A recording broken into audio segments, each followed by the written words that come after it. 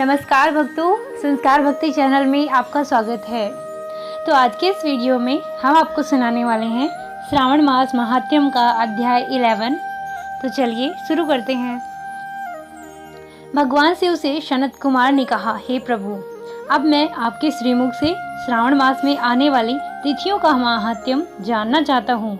शिव बोले, हे सनत कुमार, वर्ष के 12 महीने में कार्तिक मास सर्वश्रेष्ठ है, माघ मास इससे भी अधिक श्रेष्ठ है। यह माह श्री हरि भगवान को अति प्रिय है। सृष्टि के रचयिता ब्रह्मा जी ने तो इनके बारे में कहा है कि श्रावण मास में स्वयं शिव रूप का प्रतीक है। शिव ने कहा, हे ब्रह्मा रूप, हे ब्रह्मपुत्र, अब मैं तुमको उत्तम तिथियों के बारे में बतलाता हूँ। अगर श्रवण की प्रतिपदा तिथि सोमवार सहित आ जाए तो उस मास में 5 सोमवार आते हैं। इस दिन प्राणी को व्रत अवश्य करना चाहिए। यह रोटक नामक व्रत कहलाता है, जो धन संपदा में बढ़ोतरी करता है तथा समस्त मनोकामनाओं की सिद्धि करता है। अतः हे पुत्र, अब मैं तुम्हें वह सब विस्तार से कहने जा रहा हूँ। मन लगाकर श्रवण करो। प्रतिपदा को सोमवार वाले दिन प्रातः जल्दी उठकर रोटक व्रत का संकल्प इस तरह से करें और बोलना चाहिए, हे सुरेंद्र, आज के दिन मैं रोटक व्रत अवश्य धारण करूँगा। हे जगतपति, आप मेरे सहायक बने। इस प्रकार संकल्प करके प्रतिदिन स्नान करके भगवान का पूजन करना चाहिए। उसके लिए अविभाजित विमल पत्र, नीलकमल, तुलसी के पत्ते, कलहार, कल, चंपा, कुसुम, कुंद, मालती, अर्क तथा अन्य पुष्प तथा विविध प्रकार के मौसमी फूल, धूप दीप नैवेद्य से पूजा करनी चाहिए।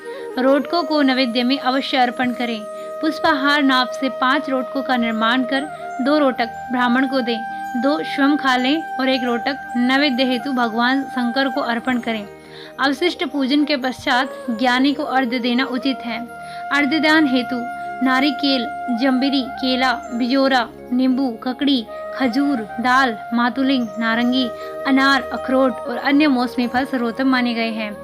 हे सनत कुमार, इस व्रत का पुण्य फल संसार के 7 समुद्रों सहित पृथ्वी दान की तुल्य होता है।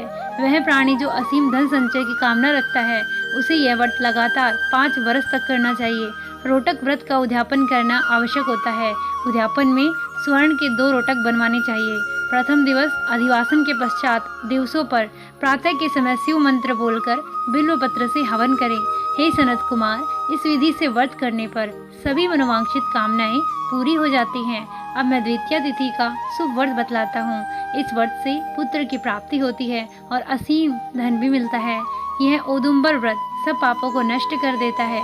बुद्धिमान मनुष्य को श्रावण मास में पड़ने वाली द्वितीय तिथि को प्रातः ही संकल्प करके यह व्रत नियम अनुसार करना चाहिए।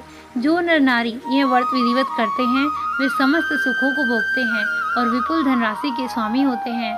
इसके लिए साक्षात गूलर उदुम्बर का पूजन करना चाहिए। गूलर उपलब्ध न होने पर दीवार पर गूलर के पेड़ का चित्र बना लें और पूजन करके बोलें, हे उदुम्बर, आपको मैं प्रणाम करता हूँ।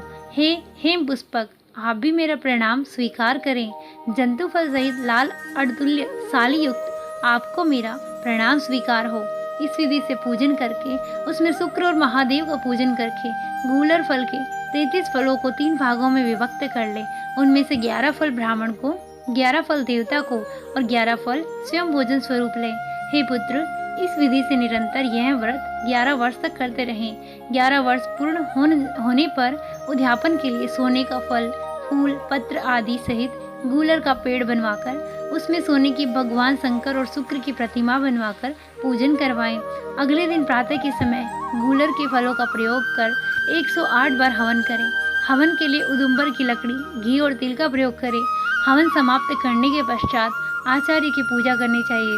अपनी क्षमता के अनुसार कम से कम 100 ब्राह्मणों को भोजन करवाना चाहिए।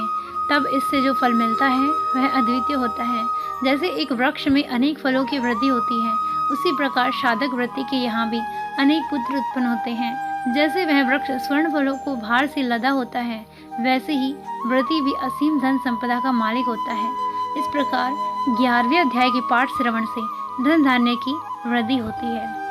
भक्तों, अगर आपको मेरा ये वीडियो पसंद आया हो तो प्लीज़ इसे लाइक करें, अपने फ्रेंड्स एंड फैमिली के साथ शेयर करें और अगर अभी तक आपने मेरे चैनल को सब्सक्राइब नहीं किया है तो प्लीज़ सब्सक्राइब करें। तो मिलती हूँ फिर से एक नए वीडियो के साथ। तब तक के लिए राधे राधे, जय श्री कृष्णा।